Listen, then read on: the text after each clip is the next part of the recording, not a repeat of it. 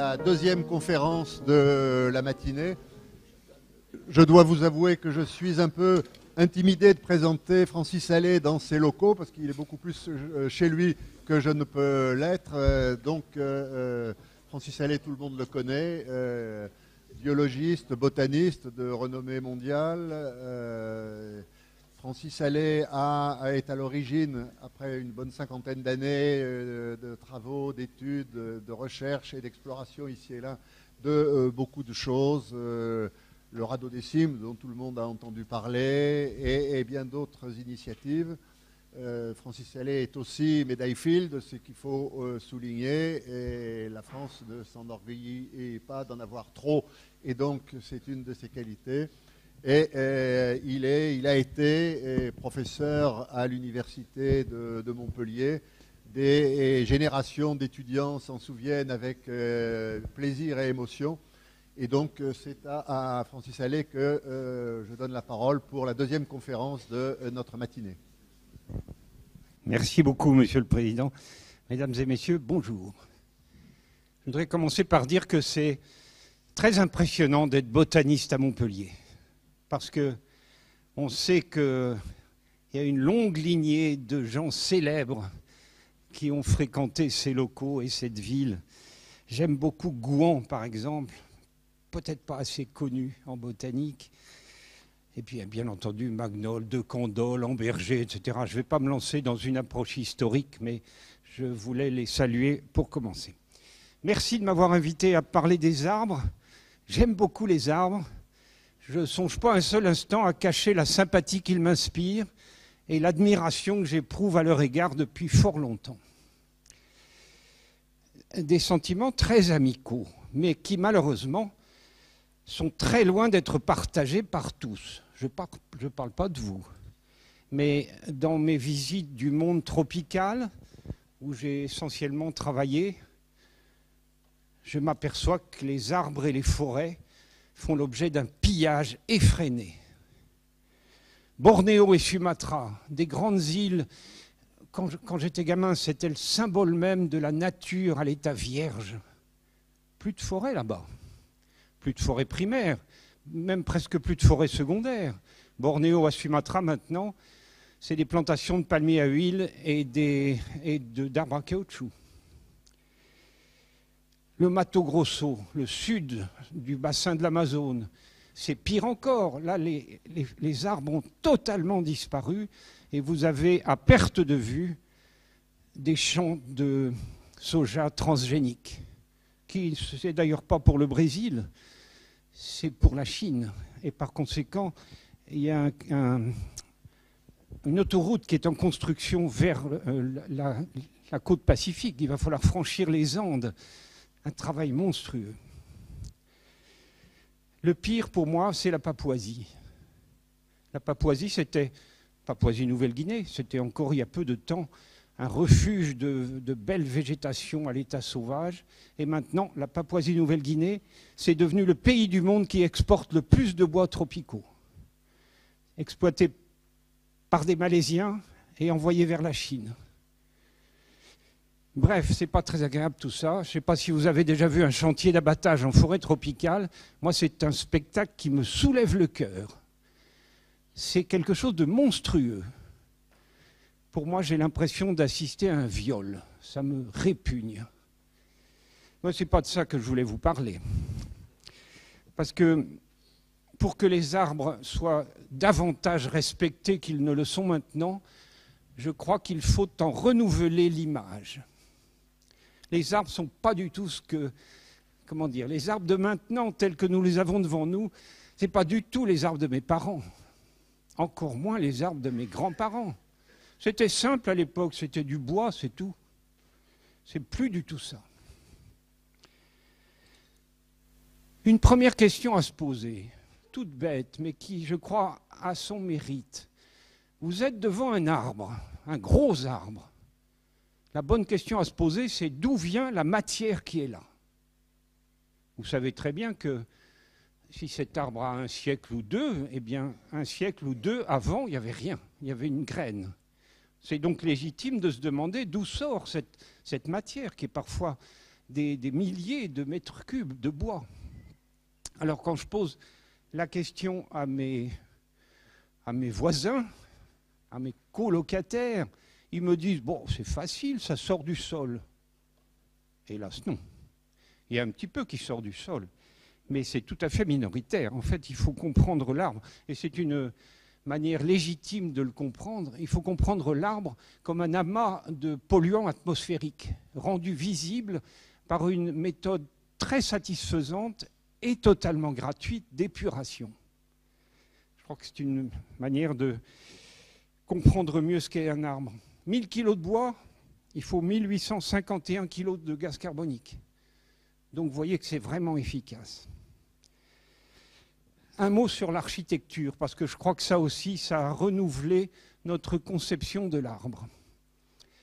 L'idée de l'architecture, c'est que chaque espèce, chaque essence, comme disent les forestiers, a son programme génétique de développement, de croissance et de développement. Un programme fixé, génétiquement fixé. Alors, comme il y a à peu près 100 000 espèces d'arbres sur cette planète, évidemment, il n'y a pas 100 000 programmes différents de croissance et de développement. C'est beaucoup plus restreint. On a pour l'instant 24 modes de développement. Et les arbres, ils sont priés de se référer toujours en très grand nombre à ces quelques modèles architecturaux, comme on les appelle.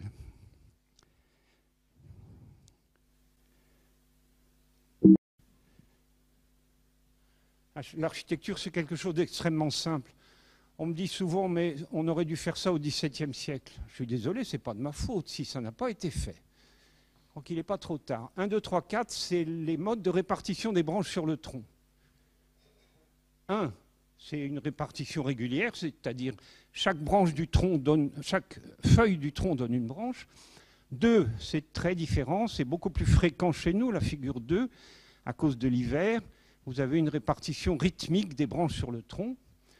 3, c'est très rare, il n'y a pas de règle, une répartition diffuse, impossible pour l'instant à analyser. Et 4, c'est très simple aussi, il n'y a pas de ramification du tout. Un palmier est comme ça. 5, 6, 7, c'est l'orientation des branches. Elles peuvent être horizontales comme en 5. 6, je passe parce que c'est assez rare. Elles peuvent être à croissance verticale comme en 7.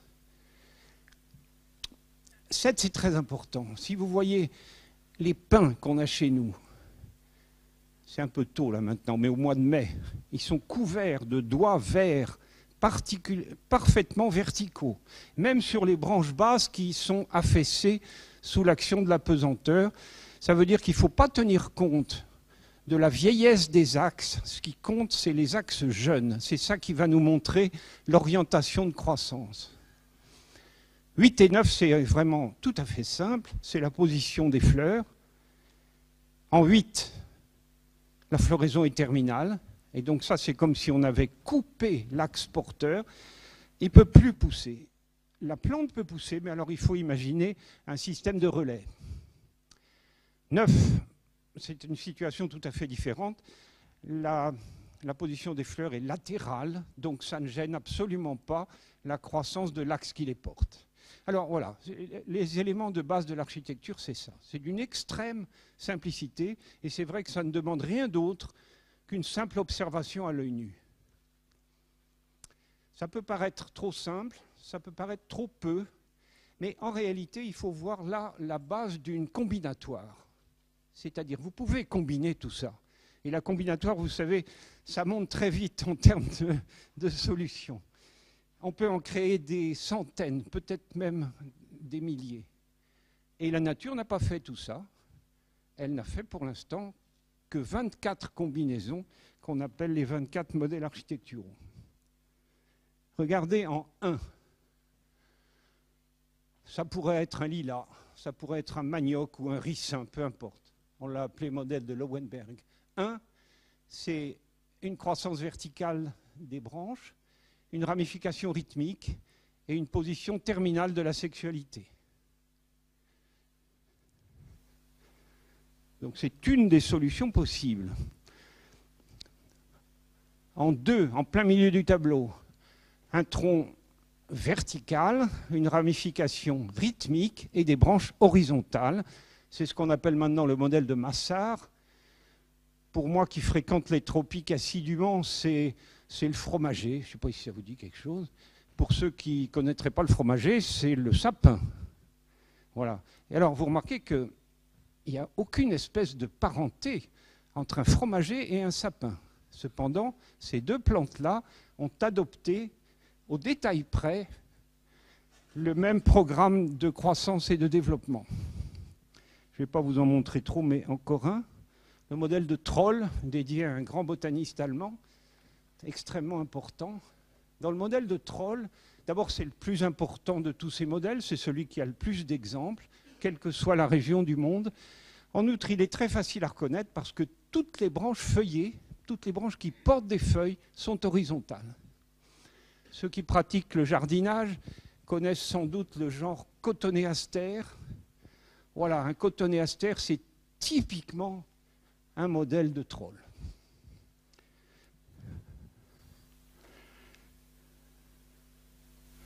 Alors, la combinatoire dont je vous ai parlé mène donc à 24 structures, 24 modèles architecturaux. Je ne peux évidemment pas affirmer qu'il n'y en a pas d'autres.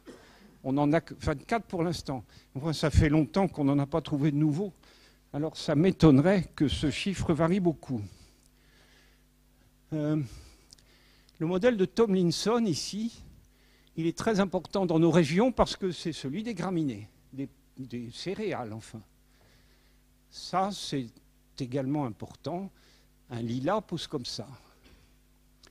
Bon, je vais laisser tomber les autres. Je voudrais juste vous montrer qu'il y en a qui sont très compliqués.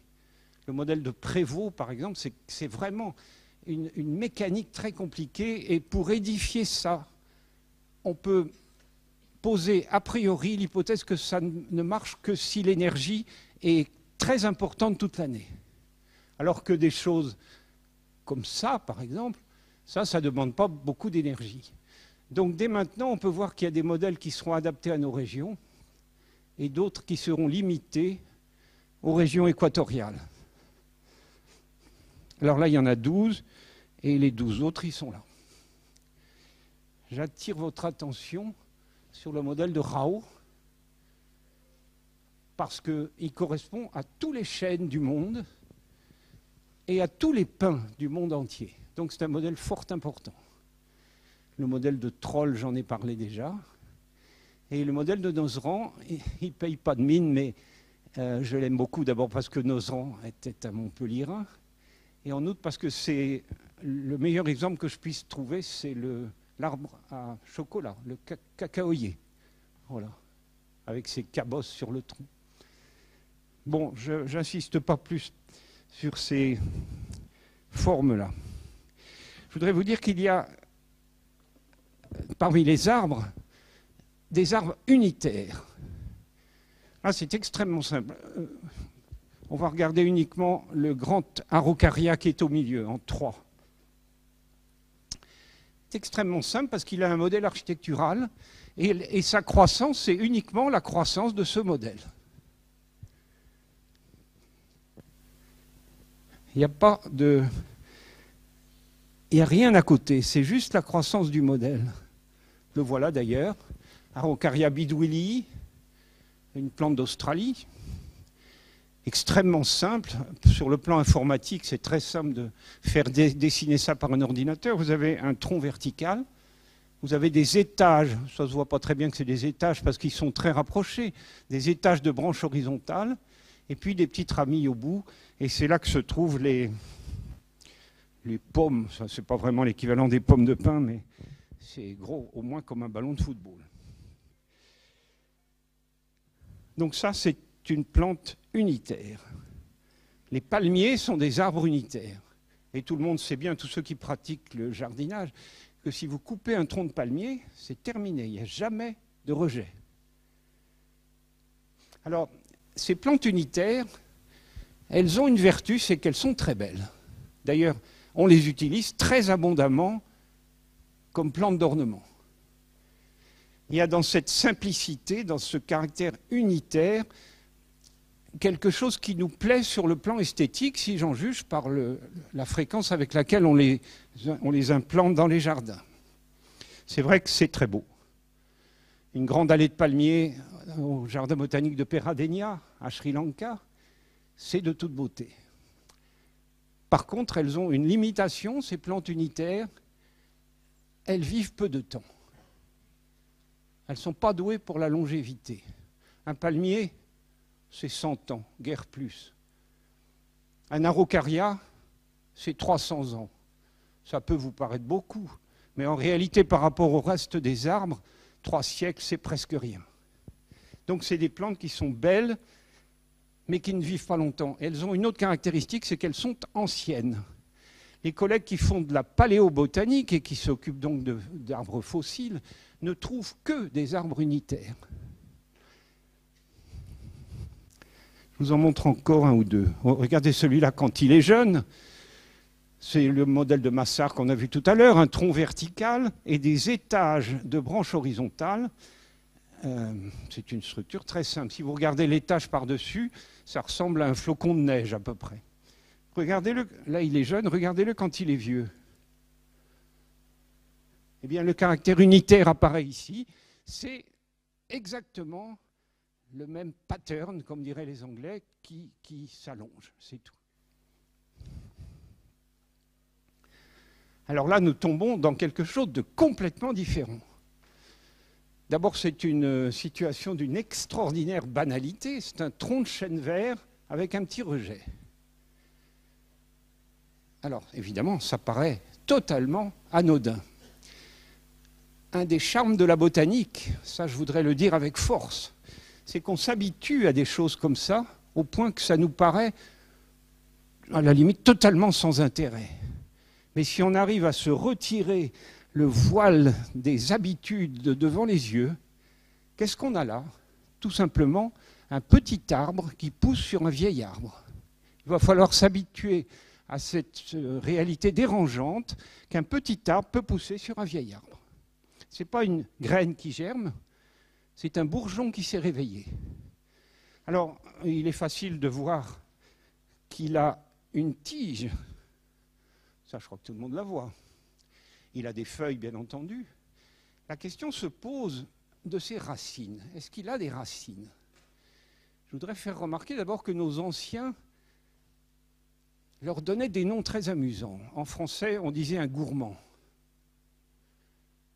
En anglais, sucker. Sucker, c'est quelqu'un qui mange beaucoup.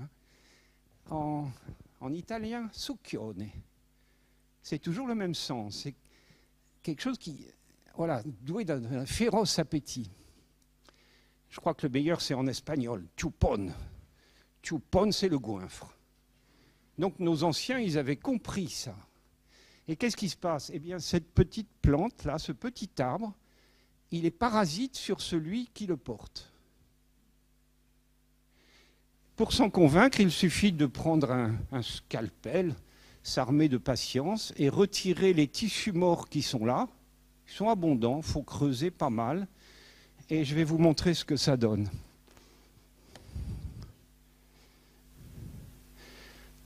Voilà, à gauche, c'est mon petit chupón, là, sans qu'on y touche. À droite, on n'y a pas touché non plus. On a simplement laissé pousser et il a donné un petit chêne. C'est un chêne vert, je vous le rappelle. Donc c'est normal qu'il adopte l'architecture des chênes avec la position des organes sexuels.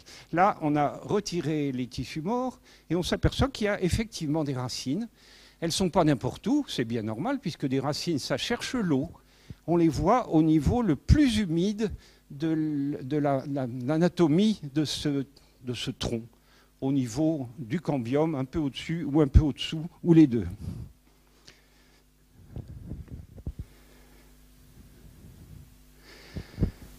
Alors, en fréquentant les tropiques, on s'aperçoit que ces petits arbres qui poussent sur les grands, ces jeunes arbres qui poussent sur les vieux, on appelle ça maintenant de la réitération, on les trouve abondamment. Gnetum gnemon, c'est un arbre fruitier indonésien.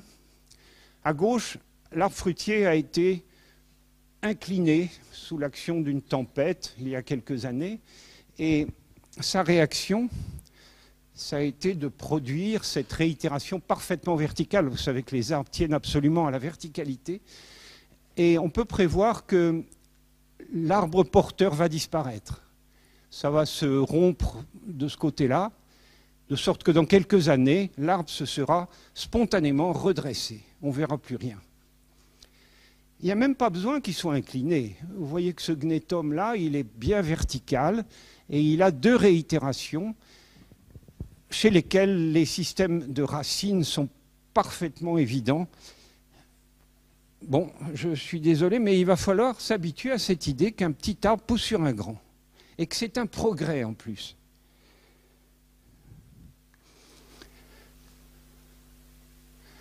Dans les régions équatoriales, donc chaudes et humides, la réitération, elle donne des racines qu'on voit très bien. Elles pendent dans l'air jusqu'au sol, donc il n'y a aucune difficulté. Chez nous, c'est plus compliqué, parce que l'air est sec. Je fais peut-être appel à une notion botanique un peu compliquée, mais ceux qui font du jardinage, ou ceux qui fréquentent les rues de Montpellier, ont sans doute repéré Nandina domestica, que les jardiniers d'ici appellent le bambou sacré. Curieux nom, parce que ce n'est pas un bambou et que je ne le trouve pas particulièrement sacré, mais enfin, c'est comme ça qu'on l'appelle. Si vous voulez voir les racines des réitérations, prenez Nandina domestica, ça devient extrêmement facile de les voir. Dans la plupart des cas, toutefois, les racines en question ne sont pas séparées les unes des autres, et ça fait une couche de bois supplémentaire, comme c'est figuré ici en bas à droite. Les réitérations peuvent être spontanées, elles peuvent aussi être traumatiques et résulter d'une violence ou d'un accident. Ici à droite, un jeune arbre en forêt qui a été plié, je ne sais pas ce qui lui est arrivé, un coup de vent peut-être, ou alors il a reçu un énorme morceau de bois mort qui tombe de la canopée, c'est possible. Bref, il ne s'est pas redressé. Dans ce cas-là, il émet des réitérations. Et je vous ferai remarquer que c'est un cercle vicieux parce que plus elles sont grandes, plus elles sont lourdes et donc plus ça affaisse l'axe porteur. C'est comme ça que ça marche. Le genre acère, c'est-à-dire les érables, m'intéresse beaucoup parce que dans un érable, quel qu'il soit, si vous coupez une branche, il sort un érable. C'est extrêmement facile à voir sur les érables taillés qu'on a ici. Bon, ça c'est une souche avec des rejets. Je reviendrai là-dessus. Il y a des données très intéressantes qui apparaissent sur ce qu'on appelle les trognes. Ce n'est pas typique du Languedoc, c'est beaucoup plus fréquent en Poitou-Charentes, en Galice espagnole, etc. Ou dans beaucoup de pays, à vrai dire. Vous savez que l'arbre est coupé à hauteur d'homme et que tous les 3-4 ans, on le taille à nouveau pour faire des fagots, du bois de feu ou des feuilles pour le bétail. Il faut comprendre que ça, ce n'est pas des branches, c'est des troncs.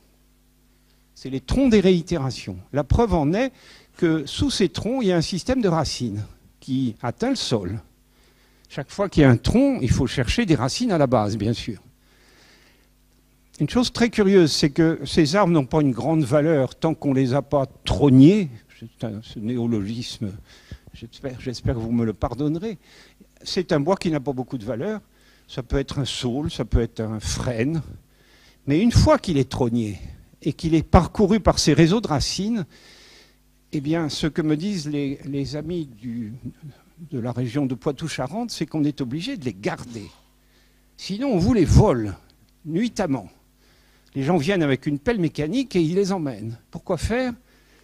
Pour faire des tableaux de bord dans les voitures de luxe. C'est ce qu'on appelle la ronce. Et si vous regardez une ronce de voiture de près, c'est criblé de petits points. Et ça, c'est les racines qui sont là. Voilà. Une chose intéressante aussi avec cette technique de trogne, c'est que ça multiplie au moins par 10 la longévité de l'arbre. C'est encore assez mal expliqué, ça. Je vais passer ça. Alors, je vous montre maintenant des arbres colonnières. Oublions les unitaires de tout à l'heure. Là, c'est clair que on compte 1, 2, 3, 4, 5, 6, 7, 8, 9, copie du programme génétique de développement de cet arbre. Je vous demande de remarquer que s'il n'avait pas réitéré, l'arbre se limiterait à ce petit toupet qui est là. C'est-à-dire que sur le plan des performances de photosynthèse, ça serait très très peu par rapport à ce qu'on voit. Les arbres coloniaires, ils sont modernes. Les paléobotanistes n'en trouvent jamais. C'est vraiment des réalisations modernes. Et le résultat, c'est que la photosynthèse est beaucoup plus puissante. Alors ça, c'est un arbre amazonien, donc il n'est pas encore très compliqué. Sa réitération est facile à voir. Elle a un côté maladroit qui nous la met en évidence de façon très nette. Un chêne à gauche, un méranti à droite. Dans les deux cas, ce sont d'énormes colonies. Ces arbres sont coloniaires. Il faut s'habituer à ça aussi. C'est coloniaire dans le sens où on utilise ce terme pour le corail. L'élément constitutif dans le cas du corail, c'est un petit polype de quelques millimètres de haut. Et le corail lui-même devient une structure énorme et qui vit très longtemps. Quercus en Europe, Dipterocarpus en Asie du Sud-Est. La structure est la même. Voilà des arbres coloniaires. Alors, ils ont une vie beaucoup plus longue que les unitaires. Dans ce groupe-là, on trouve des arbres qui sont qualifiés de potentiellement immortels. Un concept qui est également assez dérangeant. Potentiellement immortel, ça ne veut pas dire que ça ne meurt pas, parce que c'est facile de couper un arbre, c'est très simple. Potentiellement immortel, ça veut dire que si vous mettez un système comme ça, dans des conditions parfaites, optimales, toutes les conditions confondues autour de l'arbre, il ne mourra pas, tout simplement. Il ne mourra pas. Quand j'étais étudiant, les plus grands arbres, les plus vieux arbres étaient l'Épinus longeva de Californie, pas au niveau de la côte, mais des petites montagnes un peu comme les Cévennes en arrière de la côte pacifique, 5000 ans. 5000 ans, c'était pas mal, vous savez. 5000 ans, c'est l'époque des pyramides d'Égypte. Donc ces arbres ont germé au moment où Pharaon créait les pyramides. Mais c'est quand j'étais étudiant, donc c'est pas jeune. Et les records se sont succédés. On est passé à 8000 ans, à 10 000 ans, à 15 000 ans, à 12 000 ans, à 30 000 ans, et maintenant on en est à 43 000 ans. Un houx royal de Tasmanie. Alors il faut savoir que au-delà de 2000 ans à peu près, les arbres cessent d'avoir cette allure d'arbre. Ça devient des clones. C'est-à-dire que le houx royal de Tasmanie, c'est 3 km de forêt le long d'une rivière, la rivière Bathurst. Et il est facile, avec un test génétique, de montrer que tout ça, c'est le même arbre et que c'est sorti d'une seule graine. Le fait que ça soit devenu clonal, à mon avis, ne retire rien à l'intérêt du problème. On parle maintenant aux États-Unis d'un arbre de 80 000 ans, mais je ne suis pas tout à fait satisfait de la méthode de datation. Je crois que je vais attendre un peu avant d'en faire état. 43 000 ans, donc c'est le record actuel pour le Lomacia tasmanica. C'est assez étonnant parce qu'à cette époque-là, il y avait l'homme de Néandertal. Donc, notre histoire zoologique en tant qu'espèce humaine, ça tient dans la vie d'un arbre. Ça tient à l'aise dans la vie d'un arbre. Regardez celui-là, il est tout jeune pour l'instant, un tronc vertical et des branches horizontales, on ne peut pas trouver plus simple. Sur le plan botanique, c'est la famille des rhamnacées, c'est-à-dire les palliures, les bourdaines, les nerprins. Je cite quelques rhamnacées qu'on a ici. Les rhamnacées, c'est surtout une grande famille tropicale. Et voilà le même arbre quand il est vieux. Là, la réitération, c'est-à-dire le nombre d'éléments dans la colonie, ça se compte non pas en centaines, non pas en milliers, mais en centaines de milliers. D'autant plus qu'il en tombe en permanence et que ça n'arrête pas de se renouveler. C'est comme ça que fonctionnent nos arbres modernes.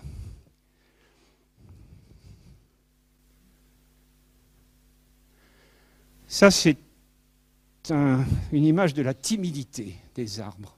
On s'est aperçu depuis une vingtaine d'années qu'il existe des arbres timides. Je ne suis pas sûr que le terme soit très très bon, mais pour l'instant, c'est celui qu'on utilise. C'est traduit de l'anglais crown shyness. Et les premiers qui ont vu ça, c'était des collègues australiens sur les eucalyptus. Alors, un arbre timide, si vous le plantez en plantation monospécifique, comme c'est le cas en haut, eh bien, il ne se touche pas. Il laisse une fissure de 80 cm à 1 mètre de large et il ne se touche pas.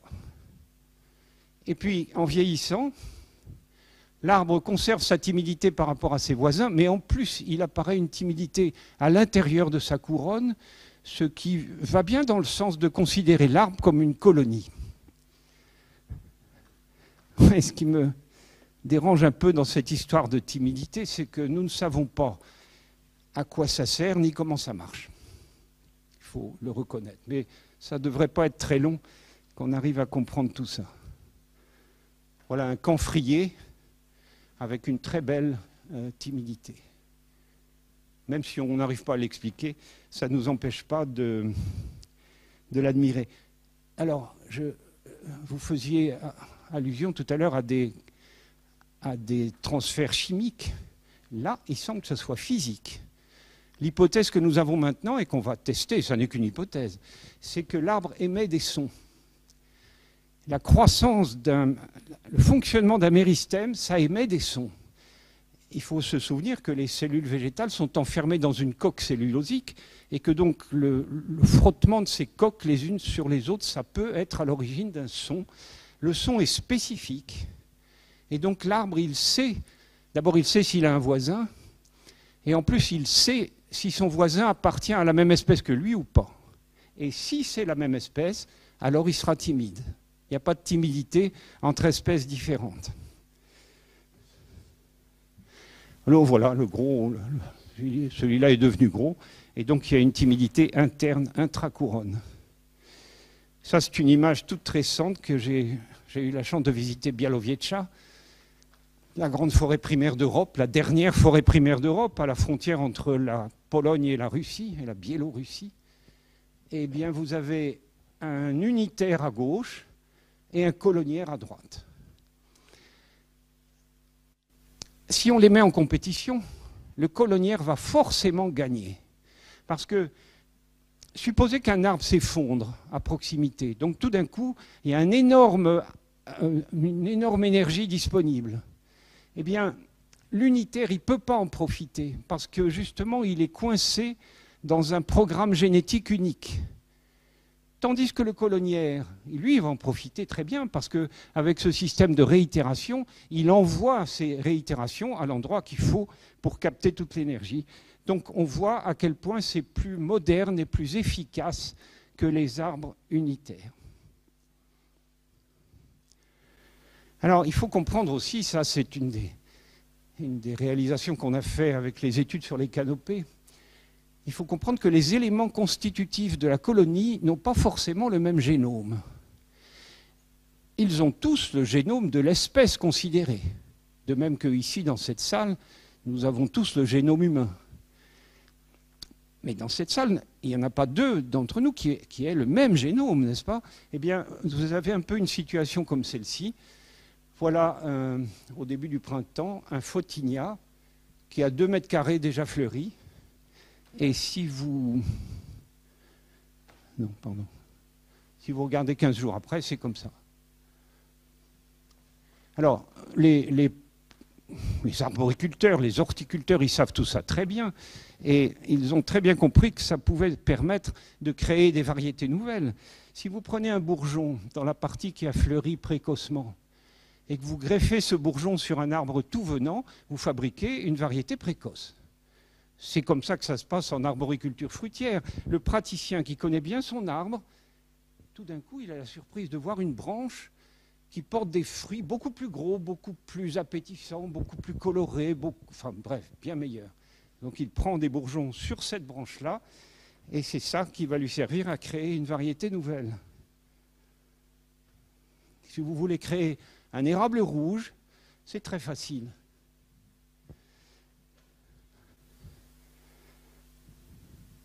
Oh, là, j'anticipe un peu.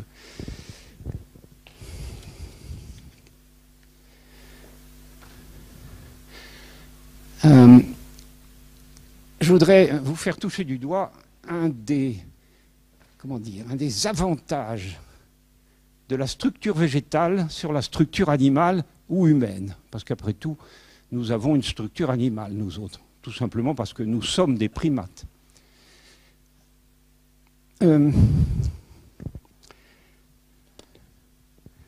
Ce petit chapitre va s'appeler décentralisation et résilience.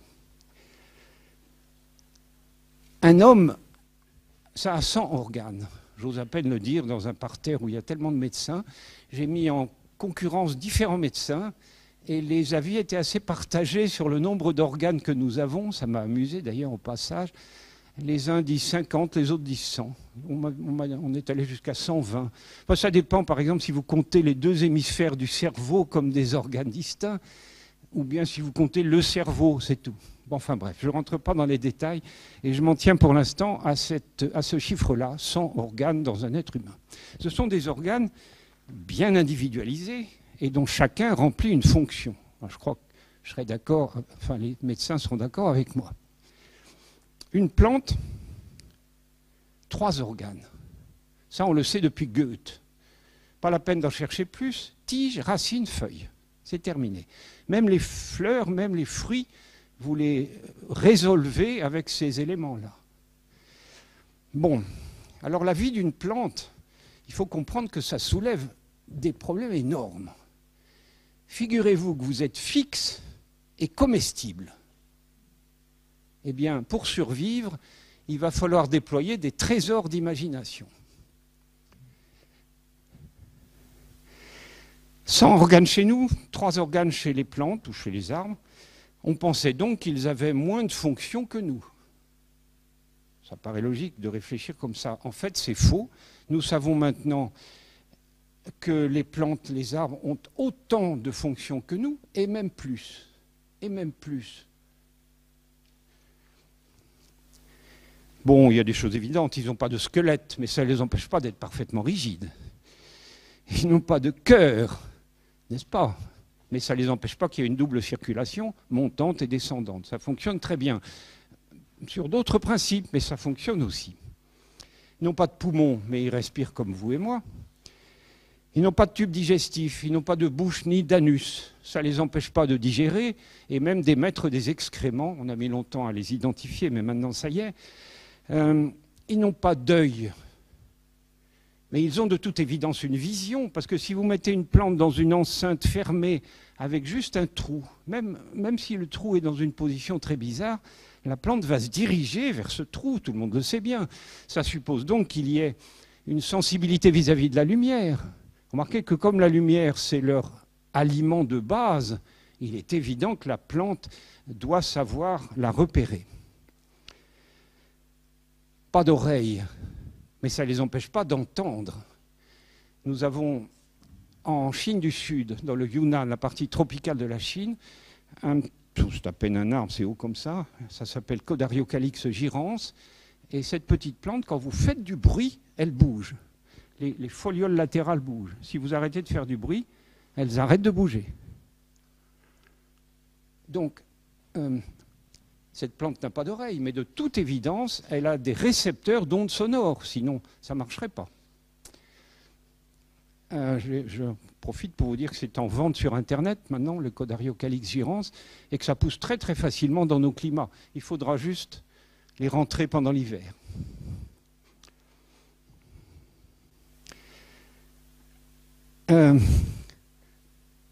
On pourrait croire que les plantes n'ont pas d'olfaction.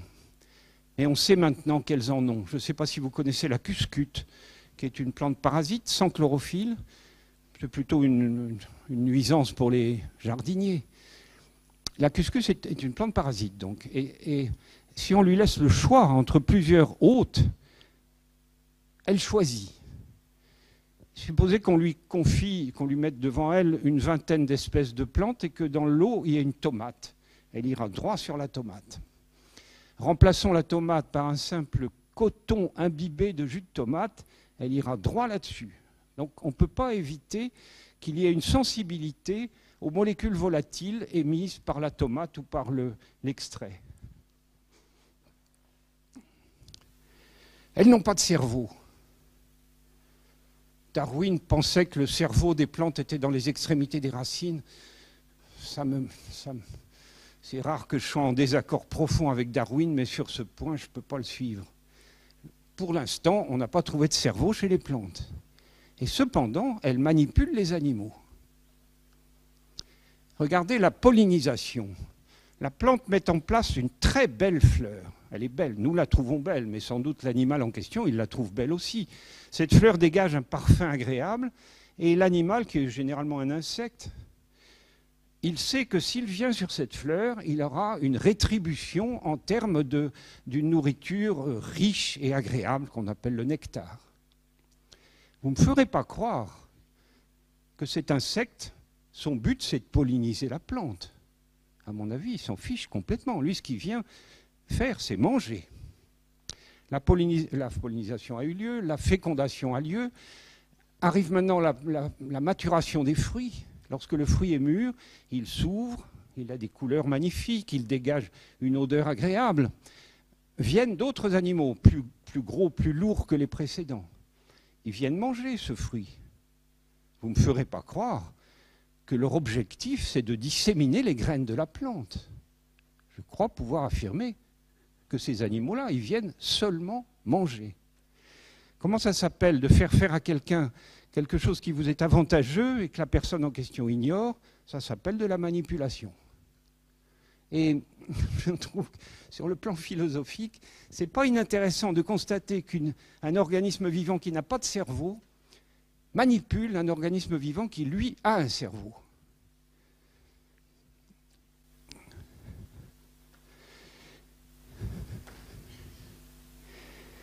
Alors, la communication, on en a touché un mot tout à l'heure, François Guinaud en a dit un peu. Les plantes n'ont pas de cordes vocales, c'est certain, mais elles pratiquent d'innombrables communications. C'est vrai que cette histoire a été lancée en 1990 dans cette pièce-là. Et c'était les acacias sud-africains et les gazelles. Mais quand on a raconté ça aux gens, beaucoup m'ont dit, mais ça se passe à l'autre bout du monde, ça doit être un cas particulier, ça ne nous intéresse pas. En Europe, on n'a pas ça. J'ai eu beaucoup de... Eh bien, je suis content de vous donner un exemple qui vient d'Espagne, tout près. La côte méditerranéenne d'Espagne, la région de Valencia. C'est une zone de végétation méditerranéenne avec des feux estivaux terribles. Vous regardez sur Internet, vous voyez des paysages carbonisés. Mais pas les cyprès. Les cyprès n'ont pas brûlé. Alors, voyant ça, les collègues espagnols, ils se sont intéressés à la question. Et voilà leur conclusion. Le feu approche. Par conséquent, la température du cyprès, elle va augmenter. Supposez que je sois le cyprès. Je vois le feu approcher et donc je chauffe, c'est normal. Eh bien, à 60 degrés, ce qui n'est pas encore une température énorme, le cyprès, il dégaze. Il envoie dans l'atmosphère, sous forme de molécules volatiles, des hydrocarbures, toluènes, terpènes, alcool, etc. Tout ce qui peut brûler dans un cyprès, ça part dans l'atmosphère. Et donc, quand le feu arrive, il ne brûle pas, c'est juste un sac avec de l'eau. L'intéressant, c'est comme dans l'exemple des acacias. Les molécules volatiles en question, elles descendent le vent et elles arrivent sur des cyprès qui sont encore très loin du feu et dont la température n'a pas du tout augmenté. Ils dégazent. Et donc, ils ne brûleront pas. On en est au point où, sur la côte méditerranéenne d'Espagne, on fait maintenant des pare-feux en cyprès pour protéger la végétation méditerranéenne. C'est un bel exemple de communication entre les arbres. Vous en avez un autre exemple ici. À la vérité, il n'y a pas beaucoup d'arbres qui savent faire ça, et moi-même, j'ai mis longtemps à me convaincre de la réalité des phénomènes. Beaucoup d'amis me disaient, est-ce que tu as vu une souche en forêt qui se cicatrise? Et ça converge au milieu, voilà, ça donne un truc comme ça, et c'est recouvert d'une écorce parfaitement vivante. Ah non, j'ai dit non, j'ai jamais vu ça. Alors après, je l'ai vu. Je l'ai vu au Gabon, sur des Okoumés. Et voilà comment ça se passe. La plante est coupée. L'exploitation forestière, je ne sais pas. Eh bien, elle ne meurt pas. La souche ne meurt pas, et au contraire, elle se recouvre de tissu vivant. Elle n'a pas d'énergie, puisqu'elle n'a plus de feuilles. Elle ne donne pas de rejet. Il faut admettre que l'énergie lui est donnée par ses voisins, qui appartiennent à la même espèce. D'ailleurs, avec une pique métallique, on arrive facilement à retrouver des grosses soudures racinaires entre les deux. Ça peut être très loin, ça peut être plus de 10 mètres de distance. Il n'empêche que c'est comme ça que ça marche. L'énergie vient de l'arbre vivant jusqu'à l'arbre coupé. Mais ça va marcher dans les deux sens, parce que cette souche qui reste vivante, ensuite elle va envoyer de l'eau vers l'arbre vivant. Donc c'est une double communication. Et maintenant on s'aperçoit qu'il y a pas mal d'arbres qui font ça. L'Okoumé au Gabon, le sapin de Douglas, en Europe si on veut, bien que ce soit une plante nord-américaine, mais peu importe, ça marche comme ça.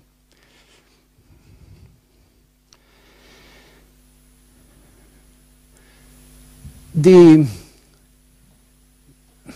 sensibilités tout à fait inattendues chez les plantes.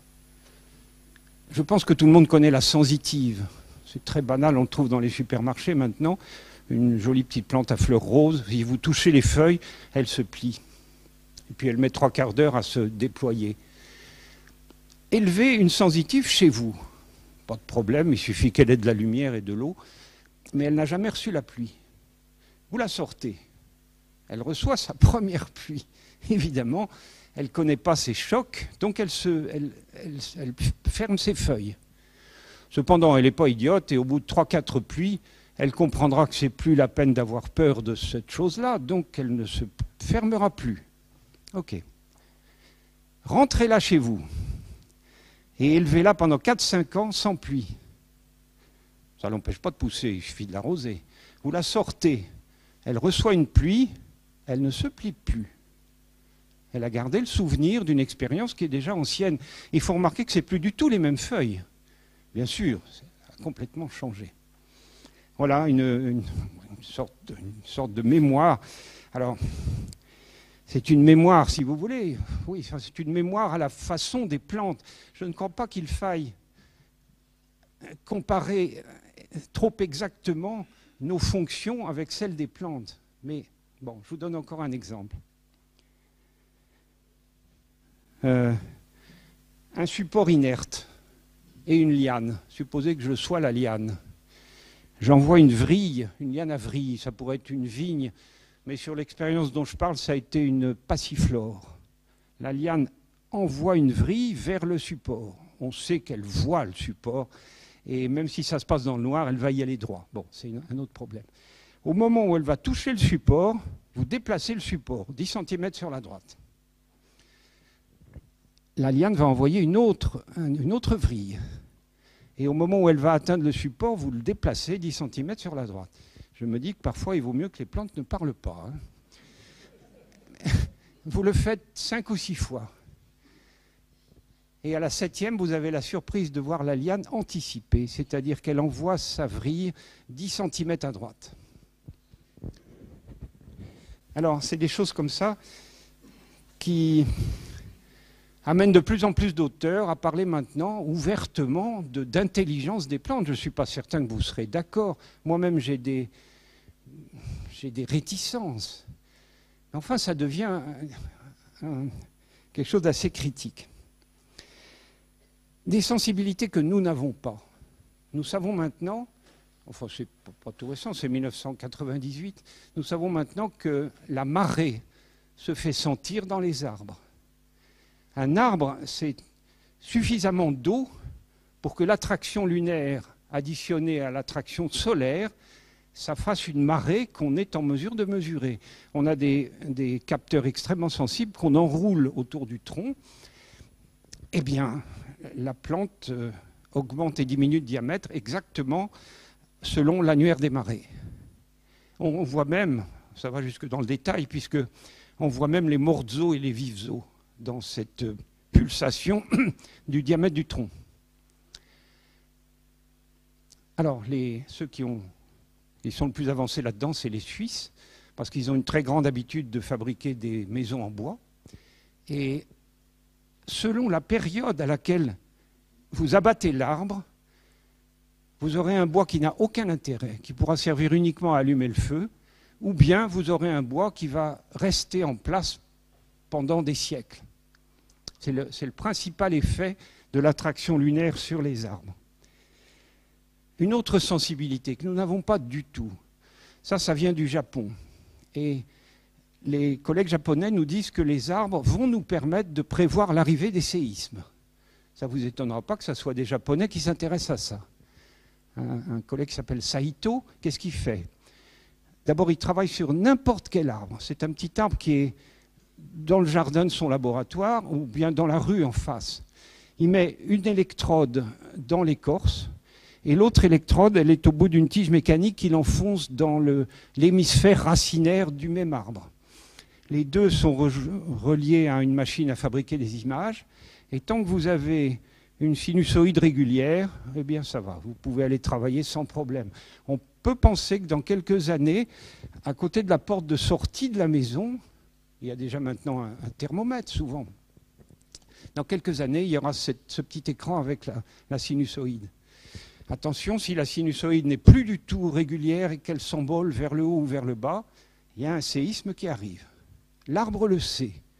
Les collègues japonais nous disent que le système racinaire d'un arbre, c'est comme une formidable antenne qui sait tout ce qui se passe dans le sol, même à plusieurs kilomètres de distance.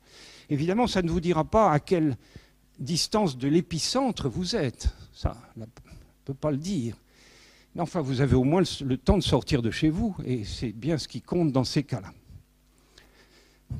Là aussi, ça me pose des tas de questions, parce qu'en cas de tremblement de terre, moi j'en ai vécu beaucoup, les arbres ne sont pas touchés, ce ne sont pas des victimes des tremblements de terre. Pourquoi est-ce que ceux qui n'en sont pas les victimes savent les prévoir, et que nous, qui sommes les victimes, nous sommes impuissants devant ça? Il va falloir réagir, c'est sûr. Alors, la question maintenant, c'est comment font-ils pour avoir autant de fonctions que nous, et même davantage, alors qu'ils n'ont que 3 organes? Ça pose une vraie question, et je crois qu'on a le doigt sur la vraie comparaison entre les plantes et les animaux. Il faut comprendre que les fonctions sont dispersées dans les plantes au niveau de chaque cellule. C'est le moment de se rappeler que la cellule végétale, ce n'est pas du tout la nôtre. On a parlé depuis longtemps de totipotence des cellules végétales. Vous prenez une cellule végétale vivante, vous la cultivez sur un milieu de croissance adéquat, aucun problème, ça va vous faire une culture de tissu de cette cellule-là. Mais ce qui est intéressant, c'est que spontanément, vous allez voir réapparaître la plante entière, tige, racine, feuille. On peut faire ça avec des cellules animales ou humaines, mais en aucun cas, vous n'allez voir surgir un petit être humain au milieu. Nos cellules à nous ne sont pas totipotentes. Les cellules des plantes sont totipotentes. Ça veut dire que toutes les fonctions sont totalement décentralisées. Et quel est l'avantage d'avoir une structure décentralisée? Je crois qu'on est nombreux à avoir compris ces choses-là. Quand on n'a pas d'organes, on n'a pas non plus d'organe vital. Et donc une plante, c'est très difficile à tuer.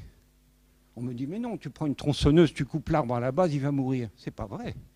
C'est pas vrai. Ça, c'est un truc que je vis dans les tropiques humides. Il y a d'abord la partie qui tombe, un grand tronc. Un mois après, il y a une série de réitérations traumatiques qui apparaissent dessus. Et puis, le tronc va pourrir. Et vous allez avoir une ligne d'arbres parfaitement droite, toutes du même âge, tous du même âge et tous de la même espèce. Il y a un grand écologiste britannique qui s'appelait Richards. On l'a amené dans une forêt primaire en Guyana. Il a dit, mais vous vous foutez de moi, il y a des lignes d'arbres comme dans le Kent. Il a mis longtemps à comprendre que c'était en fait les troncs d'arbres qui étaient tombés. Bon, ça c'est la partie qui tombe. La partie qui ne tombe pas, la souche, il arrive qu'elle donne des rejets et qui vont se changer en arbres. C'est ce qui s'est passé en 1956 ici avec les oliviers. Il arrive aussi qu'elle ne donne pas de rejets Mais à ce moment-là, vous pouvez vous attendre à ce qu'elle donne des centaines de drageons à partir des racines. Vous avez voulu éliminer cet arbre, vous vous retrouvez avec une centaine d'arbres. Le fait de ne pas avoir d'organe vital, je crois que c'est un bon moyen de faire preuve de résilience. Et puis, l'autre jour, excusez-moi, mais pendant un repas, je me suis dit que dans notre alimentation quotidienne, il y a une traduction immédiate de tout ça. Un verre de Saint-Émilion, une tarte aux pommes. Vous savez très bien que ça ne tue pas la vigne ni le pommier. Ces plantes-là, ces arbres-là, ils sont capables de vous fournir de la nourriture pendant toute votre vie. Une entrecôte, un foie de veau, un filet de hareng. Vous êtes absolument certain que l'animal a disparu. Je crois que la décentralisation, ça donne de la résilience. Et ce n'est pas parce que j'habite en province que je dis ça, hein. Mais enfin, il y a aussi une application politique de ces choses-là. Voilà, je crois que les plantes, nous allons pouvoir les envier. De mon point de vue, leur formidable réalisation, c'est la photosynthèse. Arriver à se nourrir d'éléments totalement triviaux, qui sont omniprésents, sans avoir à bouger, c'est tout de même très remarquable, ça. À mon avis, les plantes, elles doivent se dire « pauvres animaux, pauvres êtres humains », ils sont obligés de cavaler après leur nourriture. J'ai peut-être encore une ou deux photos à vous montrer, je ne suis pas sûr. Ah oui, un arbre qui marche. Attendez, celui-là, il ne marche pas, il est trop jeune. C'est un palétuvier sur la côte sud de Java. Et bon, tout le monde connaît les palétuviers avec leurs racines aériennes. Mais regardez celui-ci. Celui-ci, il marche. Il marche vers moi. C'est-à-dire qu'il meurt sur la droite et il pousse sur la gauche. D'ailleurs, il a des jeunes racines sur la gauche. Vous prenez une photo aérienne, vous en prenez une autre l'année d'après, il a avancé de 5 mètres. C'est juste sa croissance. Qu'est-ce qu'il arrête? Ça a l'air idiot, mais il arrête quand il n'a plus pied. Voilà, c'est ça les plantes. Je vous remercie beaucoup.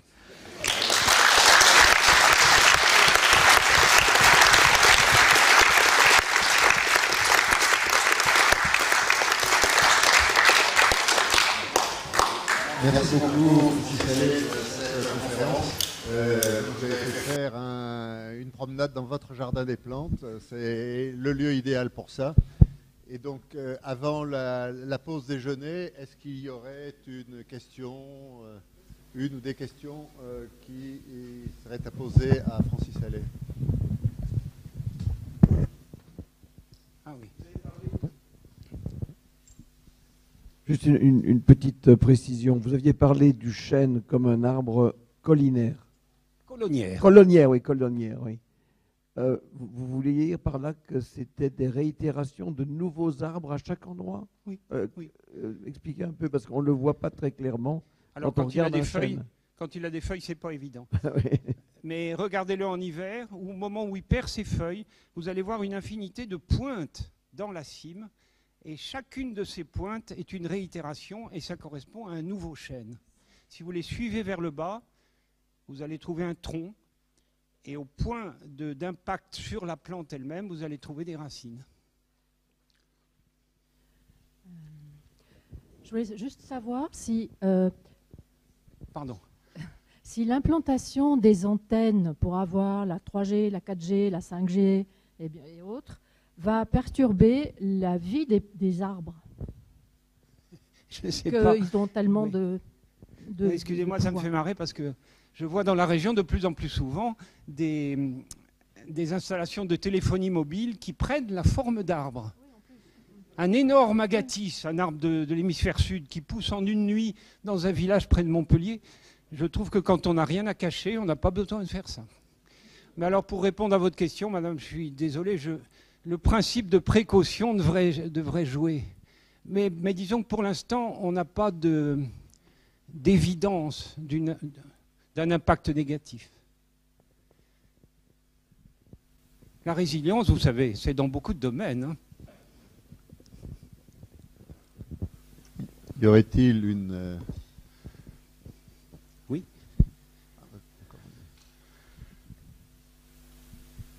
J'avais trouvé particulièrement intéressant que vous nous, et si vous pouviez le réexpliquer, la possibilité de capter plus d'énergie dans les zones tropicales par rapport à ici, par certains subterfuges de l'arbre, qui fait pousser certaines choses plutôt que d'autres.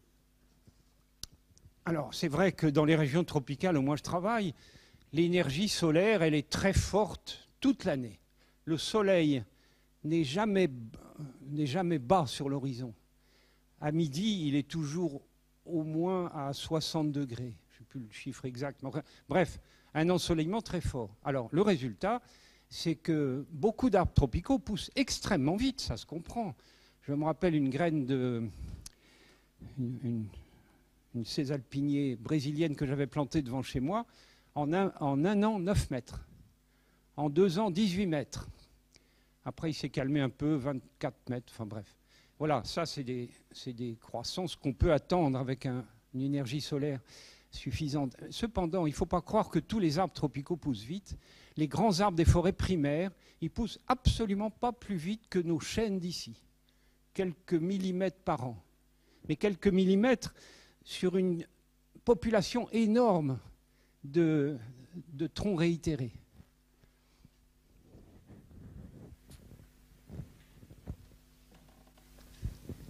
Je voulais savoir quelle est l'importance de la Lune dans le développement des arbres, parce que d'un point de vue très, très pratique, à l'époque où on achetait, souvent dans les villages, dans les Cévennes ou ailleurs, des paniers d'osier. Et on disait toujours, ah, il faut attendre parce que c'est en fonction. Je ne sais plus si c'est la pleine lune. Mais chaque fois, il y avait un argument lunaire. Certains viticulteurs disaient aussi, pour tailler la vigne en fonction de la lune. Alors, il semblerait donc, est-ce qu'on invoque, est-ce que c'est vraiment la lune ou est-ce que c'est... Merci. Je confirme ça. Je vois des chantiers d'abattage dans les forêts tropicales. On fait tomber un énorme arbre et arrivé au sol, il se pulvérise en une série d'allumettes. Évidemment, c'est tout perdu pour le chantier. Eh bien ça, c'est la méconnaissance des phases de la Lune. Et maintenant, vous savez que nos anciens, ils savaient ça. Au 19e, on n'aurait jamais fait un travail forestier ou un travail de jardin sans se préoccuper des phases de la Lune. Ça commence à refaire surface. Si. Alors écoutez, il vient de paraître un livre de Zürcher, de mon collègue de Zurich, l'Institut Polytechnique de Zurich, et il travaille sur ces relations entre l'arbre et la Lune. C'est tout à fait passionnant. Il y a une confrérie, un métier qui n'a jamais abandonné l'observation des phases de la Lune pour récolter les bois, c'est les luthiers. Oui. C'était le grand maître de Paris, dont le nom m'échappe, mais qui est le plus connu, archi connu. Non, le luthier qui actuellement est à la retraite, mais qui est à Paris, un des maîtres luthiers du monde, qui pourrait avoir comme client pour entretenir, si on peut dire, des gens comme Yehudi Menuhin et d'autres très grands concertistes, qui indiquait que, effectivement, pour le violon, enfin, ou le violoncelle, c'était très important de choisir le moment très précis de l'abattage ou du traitement du bois. Donc la Lune, oui. Et si possible une nuit d'hiver, mais totalement noire. Donc quand on dit qu'on est dans la Lune, c'est peut-être une mauvaise expression. Excusez-moi, j'y suis souvent, alors ça me... Une dernière question. Oui, monsieur, à l'évidence, vous êtes un philosophe, et vous êtes un philosophe optimiste. Est-ce que la fréquentation de l'arbre vous rend, cette espèce végétale vous rend spontanément optimiste? On n'observe pas cela chez les philosophes qui s'occupent de l'espèce humaine. Oui, je crois qu'il y a des raisons d'optimisme, en effet. Mais en même temps, l'arbre a un défaut, je vais vous l'avouer. Quand on travaille sur l'arbre, on est presque en permanence affronté à l'obscurantisme. Il n'est jamais loin. Par exemple, j'ai des amis qui me disent « Oh, j'ai mal au dos, j'ai un lombago, je ne sais pas quoi. Je mets le dos sur un chêne, j'attends un quart d'heure et je suis guéri. » Ben, je lui dis « N'hésite pas. Ça coûte rien, ça ne fait pas de tort à l'arbre. » Alors il dit « Mais si, c'est sérieux, il me passe son énergie, etc. » Il ne faut pas me demander d'adhérer. Je lui dis « Si tu veux voir l'énergie de cet arbre, c'est triste à dire, mais il faut l'abattre, le sécher, le débiter en rondins et mettre le feu. Et là, il va se dégager toute l'énergie que l'arbre a stockée pendant toute sa vie. Et ce n'est pas parce qu'il y a un primate qui va se mettre le dos dessus qu'il va donner son énergie. » Il y a quelques grands philosophes qui ont compris que l'arbre donnait la sagesse. Je ne sais pas si grâce, ça c'est dans les grands philosophes. Non, mais vous avez raison. Non, vous avez raison. J'ai de très nombreuses références philosophiques en faveur de l'arbre. C'est un domaine d'ailleurs passionnant, de savoir ce que les prédécesseurs ont dit. Paul Valéry. Paul Valéry, je crois qu'il était plutôt doué pour les mathématiques. Il n'empêche que dans son dialogue de l'arbre, il y a des intuitions fulgurantes. Et nous autres pauvres scientifiques, on a l'impression qu'on cavale après Paul Valéry. Il a dit « Un arbre, c'est du temps rendu visible ». J'étais étudiant quand j'ai lu ça, je me suis dit « Bon, c'est de la licence poétique, ça ne veut rien dire ». J'ai mis longtemps à comprendre à quel point il avait raison. Voilà. Ça vaut mieux que de le rendre entre les pattes d'un gorille, c'est sûr. Bien. Je vous propose... D'abord, on termine cette matinée en constatant que les sciences humaines et sociales ne sont jamais très loin des autres. Et donc, il est intéressant de le rappeler. Merci, monsieur Allais. Merci, monsieur Dumont.